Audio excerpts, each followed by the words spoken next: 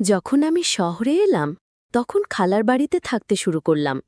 আমার খালাতো বোন যে আমার চেয়ে বয়সে ছোট, তার সঙ্গেই একই ঘরে থাকতাম।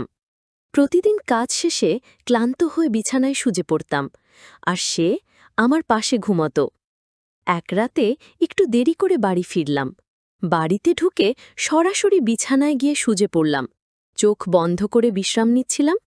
কিছুক্ষণ পর সে এসে আমার পাশে বসে নিঃশব্দে মাথায় হাত বুলাতে শুরু করল। তারপর ধীরে ধীরে পায়ের কাছে বসে শান্তভাবে পা ম্যাসাজ করতে লাগল। সে বলল, যতক্ষণ না তুমি পুরোপুরি আরাম পাচ্ছ, আমি তোমার পাশে আছি। এই বলে সে আমার পা ম্যাসাজ করতে থাকল। সেদিন সকালে কবিতা আর আমি দুজনেই বাড়িতে ছিলাম।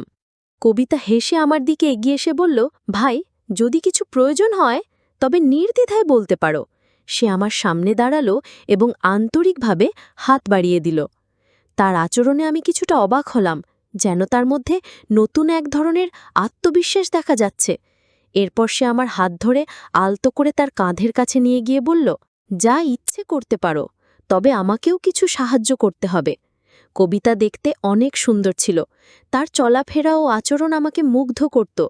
তার গায়ের রং ছিল ফর্সা। শহরে থাকার কারণে সে সবসময় ছোট পোশাক পরত, যা তাকে অসাধারণ দেখাত। তবে সে আমার সাথে এমন কিছু আচরণ করবে তা আমি ভাবতে পারিনি। বন্ধুরা, আজকের গল্পটা বেশ স্পেশাল হতে চলেছে। আশা করি তোমাদের ভালো লাগবে। কেউ মিস করো না। গল্পটি ভালো লাগলে দয়া করে ভিডিওটি লাইক, শেয়ার এবং চ্যানেলটি সাবস্ক্রাইব করো। আমার নাম কুনাল। যে ঘরে থাকছিলাম, প্রথমে ভেবেছিলাম কবিতা আমার চেয়ে বেশ ছোট, কিন্তু পরে বুঝলাম তেমন নয়।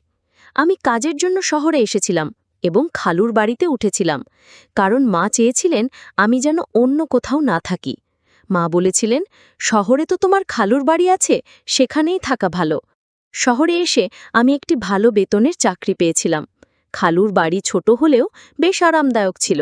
বাড়িটিতে একটি ছোট রান্নাঘর, একটি বেডরুম আর একটি ছোট হোল রুম ছিল। বাড়িতে খালু, খালা আর তাদের মেয়ে কবিতা থাকত। খালু গ্রামের সবার কাছে বলতেন শহরে তার বট বাড়ি আছে। কবিতা তখন 18 বছরে পা দিয়েছে। কবিতাকে আমি শেষবার যখন দেখেছিলাম তখন সে মাত্র 9 বছরের ছিল। এবার তাকে দেখে মনে হলো সে অনেক বড় হয়েছে এবং আরও সুন্দর হয়ে উঠেছে। খালু আমাকে দেখে বেশ খুশি হয়েছিলেন, কারণ মা আগেই তাকে জানিয়ে রেখেছিলেন আমি কিছুদিন শহরে তাদের বাড়িতে থাকব।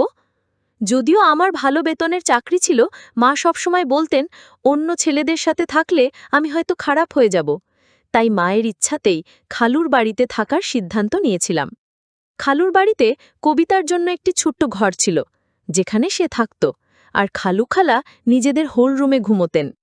আমি খালুকে বলেছিলাম মাঝে মধ্যে কাজ করতে করতে দেরি হয়, তাই আলাদা ঘরের প্রয়োজন। খালু বললেন, আমি চাই তুমি যেন কবিতার ঘরেই থাকো। কবিতা তখন কিছুদিনের জন্য হলে চলে গিয়েছিল, আর আমি তার ঘরে থাকতাম। কয়েকদিন পর হলে কবিতার ঘুম ঠিকমতো হচ্ছিল না, তাই সে আবার ঘরে ফিরে এলো। এরপর থেকে আমরা একসঙ্গে ঘুমোতাম। কবিতা দেখতে সুন্দর এবং তার বয়সও বাড়ছে। সেই রাতগুলোতে কখনো ঘুমের মধ্যে ভুল করে আমার হাত তার দিকে চলে যেত, কিন্তু আমি দ্রুত নিজের হাত সরিয়ে নিতাম। এক রাতে অনুভব করলাম সে যেন আমার পাশে আরও কাছে এসে শুয়ে আছে। ভেবেছিলাম হয়তো কাকতালীয়, ঘটে না। তবে পরের রাতগুলোতেও এমন অনুভূতি হচ্ছিল।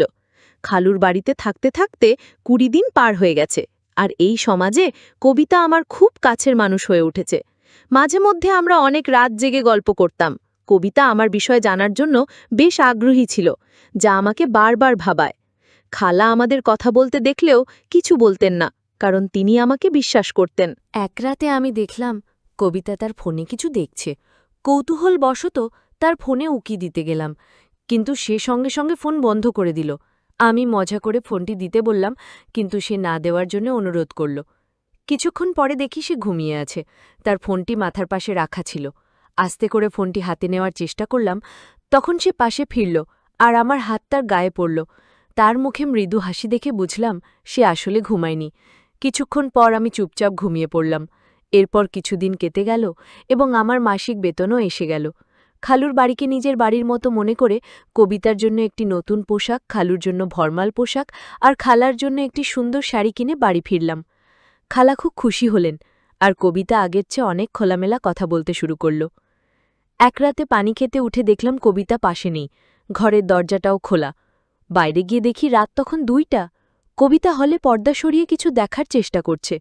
কৌতূহলবশত তার পেছনে দাঁড়িয়ে দেখার চেষ্টা করলাম সে কি দেখছে। তার পাশে দাঁড়ালাম। সামনের দৃশ্য দেখে তাকে আলতো করে পাশ ফিরিয়ে ঘরে নিয়ে এলাম। আমি বললাম, কবিতা, এটা ঠিক নয়, রাতের এই সময় এমনটা করা মোটেই সঠিক নয়। কবিতা আমার কথায় লজ্জা পেল এবং দ্রুত ক্ষমা চেয়ে বলল, ভাইজান, দয়া করে এই ব্যাপারটি নিয়ে কাউকে বলো না, আমি আর কক্ষপে এমন করব না। আমি কিছু বুঝতে পারছিলাম না। আসলে কবিতার ভুলটা হয়তো খুব বেশি ছিল না। খালু খালার মেয়েটা বড় হয়ে উঠেছে, তাদের এখন কিছুটা ব্যক্তিগত জায়গার প্রয়োজন। পরের দিন আমি খালুকে বললাম, খালু, এখন সময় এসেছে একটা বাড়ি কেনার কথা ভাবার।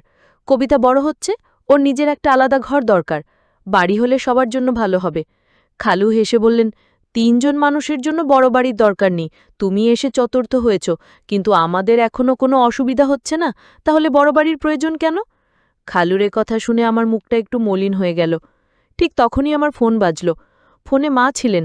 মা বললেন, তোমাকে একটি মেয়ের ছবি পাঠিয়েছি, দেখে বলো তো কেমন লাগছে। আমি মাকে জানালাম, মেয়েটি দেখতে বেশ ভালোই লেগেছে। এতে মা খুশি হয়ে জানালেন, 20 দিনের মধ্যে বিয়ের ব্যবস্থা করবেন। 20 দিন পর আমার বিয়ে হয়ে গেল। কিছুদিনের ছুটি কাটিয়ে আমি আবার কাজের জন্য শহরে ফিরছিলাম, তখন মা বললেন, তোমার স্ত্রীকে সঙ্গে নিয়ে যাও।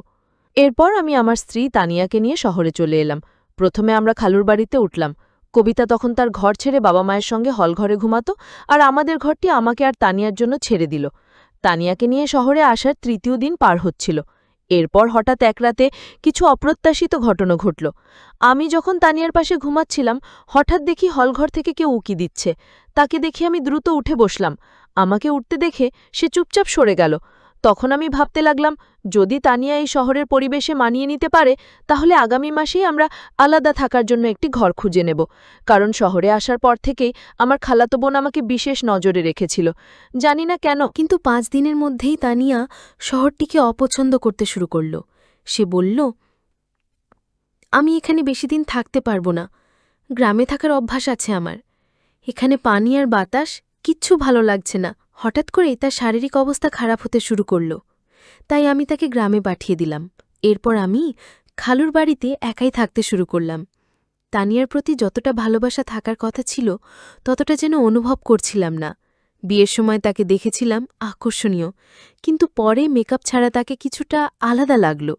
তবে সে ভালো মনের এবং নির্ভরযোগ্য, তাই ওর সঙ্গে জীবন কাটানোর সিদ্ধান্ত নিলাম।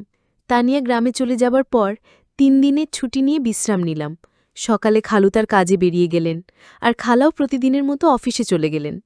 সেদিন সকালে কবিতা আর আমি দুজনেই বাড়িতে ছিলাম। নাস্তা করার পর আমি আমার ল্যাপটপ নিতে ঘরের দিকে যাচ্ছিলাম। খোলা দরজার ফাঁক দিয়ে দেখলাম কবিতা নিজের পোশাক পরিবর্তন করছে। তার উজ্জ্বল গায়ের রং দেখে কিছুক্ষণের জন্য আমার দৃষ্টি আটকে গেল। ভাবলাম, কোথায় আমার শ্যামলা তানিয়া, আর কোথায় এই কবিতা? এতদিন কবিতা আমার আশেপাশেই ছিল, কিন্তু তাকে এভাবে দেখিনি। কিছুক্ষণ পর আমি যখন ঘর থেকে বের হলাম, তখনও তাকে দেখছিলাম, আর মনে হচ্ছিল সে সত্যিই অসাধারণ সুন্দর। সেই রাতে কবিতা আমার ঘরে এসে বলল, ভাবি তো গ্রামে চলে গেছেন, ও এখন আমি আবার আমার ঘরে শান্তিতে শুতে পারব। সে আর হলঘরে শুতে চায়নি, তাই তাকে আগের মতো আমার ঘরে শোয়ার অনুমতি দিলাম। সেই রাতে ঘরে অন্ধকার ছিল। কিছুক্ষণ পর আমি শুনলাম কারো পায়ের শব্দ। ঘরের আলো জ্বালিয়ে দেখি কবিতা আলমারির কাছে দাঁড়িয়ে আছে। আমি কাছে গেলাম। কোনো কথা না বলে শার্ট খুলে রাখলাম। তারপর আলো নিভিয়ে শুয়ে পড়লাম। কিছুক্ষণ পর আবার একবার আলো জ্বালালাম। তখন দেখলাম কবিতা ছোট পোশাকে দাঁড়িয়ে আছে। তাকে এভাবে দেখে আমি একটু লজ্জা পেলাম। তারপর আবার আলো বন্ধ করে ঘুমিয়ে পড়লাম। পরের দিন আমার আরও একটি ছুটি ছিল, কারণ পুরো 3 দিনের ছুটি ছিল। আমার তখন এক বন্ধু প্রস্তাব দিল, চলো আজ কোথাও ঘুরতে যাই। দুপুরে বেরোলাম। তখনই একটি দামি ক্যাফেতে কবিতাকে বসে থাকতে দেখলাম। তার বন্ধুরা বেশ অভিযানে ছিল, আর কবিতাও অন্যরকম পোশাক পরেছিল। আমি গিয়ে কবিতার সাথে দেখা করলাম এবং জিজ্ঞাসা করলাম, এটা কি হচ্ছে? কবিতা আমাকে একপাশে নিয়ে বলল, কুনাল, আমি আজ রাতে তোমার সব প্রশ্নের উত্তর দেব। তুমি এখন এখানে থেকে চলে যাও, আর হ্যাঁ, আমি না বলা পর্যন্ত চুপ থাকো। পররাতে খালা ঘুমিয়ে যাবার পর কবিতার কাছে গেলাম এবং জিজ্ঞাসা করলাম, এবার বল। কবিতা বলল, এটা হলো উচ্চমানের জীবনের কিছু অংশ। কেন আমি কি এভাবে থাকতে পারি না? কবিতা 18 বছরের একটি মেয়ে হলেও তার কথাবার্তা এবং আচরণে এক ধরনের পরিবর্তন লক্ষ্য করলাম। কথা বলতে বলতে কবিতা আমার আরও কাছে চলে আসে। আমার বিয়ের পর থেকে আমি অনুভব করেছি যে একজন নারীর সান্নিধ্য কতটা বিশেষ। আর কবিতাকে কাছে পেয়ে আমি কিছুটা বিভ্রান্ত হয়ে পড়লাম। তবে নিজেকে সামলে নিয়ে আমি তাকে কিছুটা দূরে সরিয়ে দিলাম। সেদিন রাতে আমি তাকে দূরে রেখেই শুতে পড়লাম এবং সকালে ওঠার আগেই ঘর থেকে বেরিয়ে গেলাম। আমি বসা ঘরে বসে সকালের নাস্তা করছিলাম, তখন দেখি কবিতা একটু অস্বাভাবিকভাবে হাঁটছে। বুঝতে পারছিলাম না কেন সে এমনভাবে হাঁটছে। মনে হলো হয়তো তার পায়ে কিছু হয়েছে। খালা যখন কবিতাকে এভাবে হাঁটতে দেখলেন, তিনি জিজ্ঞাসা করলেন, কবিতা, তুমি এমনভাবে হাঁটছ কেন? পায়ে কিছু হয়েছে নাকি? কবিতা সরাসরি আমার দিকে তাকিয়ে বলল, কুণাল দাদাই ভালো জানে আমার পায়ের কি হয়েছে। তার এমন ইঙ্গিতপূর্ণ কথায় আমি কিছুটা বিব্রত বোধ করলাম, কারণ আমি নিজেই জানি না কেন সেভাবে বলল। এরপর খালাকে বুঝিয়ে বললাম যে রাতে শুতে গিয়ে হয়তো কবিতার পা বিছানার কোনায় লেগে গেছে। কিন্তু সকালে থেকে কবিতা আমাকে এক অদ্ভুত দৃষ্টিতে দেখছিল। খালা কাজে বেরোলেই আমি তাকে জিজ্ঞাসা করব বলে ঠিক করলাম। তখন কবিতা বলল, আজ তো শুধু মায়ের সামনে হাঁটছিলাম, কাল বাবার সামনেও একইভাবে হাঁটব। আমি আরও অনেক কিছু করতে পারি যদি তুমি আমাকে আমার ইচ্ছে মতো কিছু না দাও। আমি বললাম, যখন তোমার আসলে এমন কিছু প্রয়োজন নেই তখন কিভাবে তোমায় দিতে পারি? কবিতা আমার দিকে এগিয়ে এসে হেসে বলল, যা প্রয়োজন তা চাইলেই নিতে পারো। সে আমার সামনে দাঁড়িয়ে হাত বাড়িয়ে দিল। তার এমন আচরণে আমি অবাক হয়ে গেলাম। এরপর সে আমার হাত ধরে তার কাঁধের কাছে নিয়ে গেল এবং বলল, তোমার যার ইচ্ছে করতে পারো, তবে আমাকে কিছু সাহায্য করতে হবে। হঠাৎ মনে পড়ল, হয়তো গতরাতে কবিতা আমার কাছ থেকে কিছু আর্থিক সাহায্য চেয়েছিল, কিন্তু আমি তখন কিছু বলিনি।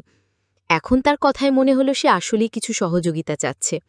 আমি শান্তভাবে বললাম, এভাবে চাওয়াটা ঠিক নয়, কিন্তু সে আমার কথা শুনতে আগ্রহী বলে মনে হলো না। পুনরায় আমার দিকে হাত বাড়াল কবিতা। সে বলল, এখন আমাদের মাঝে আর কেউ নেই, তুমি যা চাও নিতে পারো। তখনই দরজায় খালা এসে হাজির। খালা বললেন, কবিতা, এসব কি করছো? কবিতা বলল, আমি কি কিছু ভুল করছি? আমি ভালোভাবে বাঁচতে চাই, তাই যা প্রয়োজন সেটাই করছি। আপনি কি আপনার ম্যানেজারের সাথে এমন কিছু করেন না এবং তাতে টাকা নেন না? আমি সবই দেখেছি। আমিও চাই এই বাড়িতে নিজের উপার্জনের পথ খুঁজে নিতে, এতে ভুল কি? খালা কবিতার কথাই চিৎকার করে বললেন, তুমি একদম বোকা, বড়দের সাথে কিভাবে কথা বলতে হয় সেটুকুও জানো না? খালা কবিতার মুখ বন্ধ করার জন্য তার দিকে এগিয়ে যাচ্ছিলেন। তখন আমি তাকে থামালাম। খালাকে জিজ্ঞাসা করলাম, কবিতা যা বলছে সেটা কি সত্য? খালা মাথা নিচু করে চুপ রইলেন, কিছু বলতে পারলেন না। আমি বললাম, খালা, আপনি জানেন এসব দেখে কবিতা কতটা প্রভাবিত হয়েছে? আমি এই বাড়িতে আসার পর একবার নয়, একাধিকবার কবিতাকে আমার পকেট থেকে টাকা নিতে দেখেছি। আপনারা এমন আচরণ করলে কবিতাও আপনার কাছ থেকে তা শিখবে। এখন সময় এসেছে তাকে সঠিক পথ দেখানোর। খালা কবিতার দিকে তাকিয়ে বললেন, কবিতা, আমাকে ক্ষমা করো, আমি আজ থেকে চাকরি আর ম্যানেজারের সাথে সম্পর্ক ছেড়ে দেব। কবিতা বলল, মা, আমি ইচ্ছে করেই এসব করেছি, যাতে আপনি এই পথ ছেড়ে দেন। কুণাল দাদাভাইয়ের সামনে সব বলার কারণও ছিল। কবিতাও আমি মিলে খালাকে তার ভুলের কথা বোঝালাম। খালা আমাদের কথায় মেনে নিলেন এবং খালুর সাথে শহরের বর বাড়িতে থাকার সিদ্ধান্ত নিলেন।